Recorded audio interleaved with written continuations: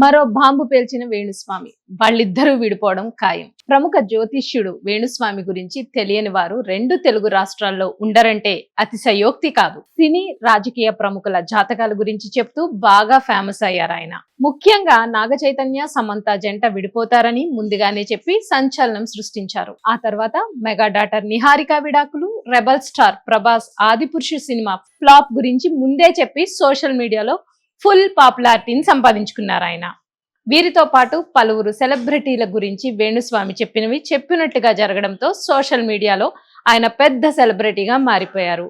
డింపుల్ హయాతి, రష్మిక, నిధి అగర్వాల్ వంటి హీరోయిన్లు వేణుస్వామి చేత జాతక దోష నివారణ పూజలు చేయించుకున్నారంటే ఆయన ప్రభావం ఏ స్థాయిలో ఉందో అర్థం చేసుకోవచ్చు. అయితే ఆయన ఎన్నికల విషయంలో చెప్పిన జాతకాలు ఫెయిల్ కావడంతో తీవ్ర విమర్శలను మూటగట్టుకున్నారు. తెలంగాణలో కేసీఆర్, ఏపీలో జగన్లు సీఎం అవుతారని చెప్పిన వేణుస్వామి జాతకం తప్పని తేలింది. దీంతో ఆయనపై నెటిజన్లు ఓ రేంజ్ లో ఫైర్ అయ్యారు.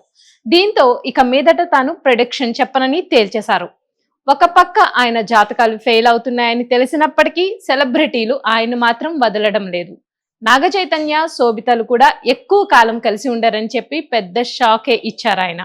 వేణుస్వామి వ్యాఖ్యలపై మహిళా కమిషన్ కి ఫిల్మ్ జర్నలిస్ట్ యూనియన్ అసోసియేషన్ సభ్యులు ఫిర్యాదు చేశారు. దీనిపై హైకోర్టు మొట్టికాయలు వేయడంతో మహిళా కమిషన్ కు క్షమాపణలు కూడా చెప్పారు ఆయన.